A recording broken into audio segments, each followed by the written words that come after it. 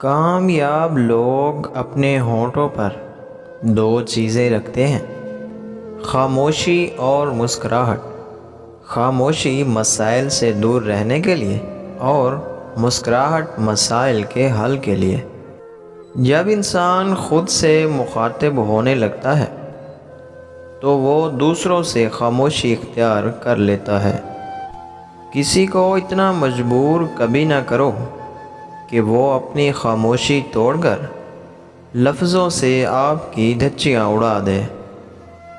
جب الفاظ کی طاقت ختم ہو جائے تو پھر خاموشی اختیار کر لینی چاہیے۔ جنہوں نے آپ کو غلط سمجھنا ہے تو وہ لوگ آپ کی خاموشی کا غلط مطلب ہی لیں گے۔ خاموشی کی کتنی زبانیں ہوتی ہیں نا: گلہ، دکھ، انار، بے بسی اور ضد۔ بعض دفعہ خاموشی وجود پر نہیں، دل میں اترتی ہے۔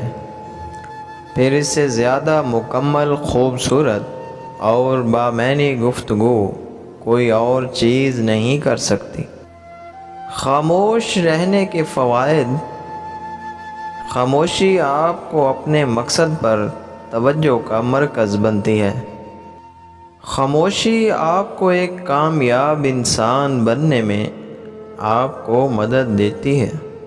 خاموشی آپ کے ذہنی مسئلے کو حل کرتی ہے اور آپ کو ایک باشعور انسان بننے میں آپ کی مدد کرتی ہے۔ اگر آپ خاموشی اختیار کیے ہوئے ہیں تو یقین کریں آپ کو اپنے رب سے جوڑتی ہے۔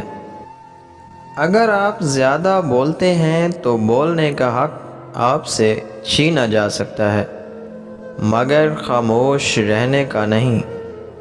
اگر ہماری ویڈیو اچھی لگی ہو تو پلیز ہمارے چینل کو سبسکرائب کریں، ساتھ دیے گئے گھنٹی کے نشان کو دبانا نہ بھولیں تاکہ ہماری ہر آنے والی ویڈیو سب سے پہلے آپ تک پہنچ سکے۔ شکریہ۔ اللہ حافظ۔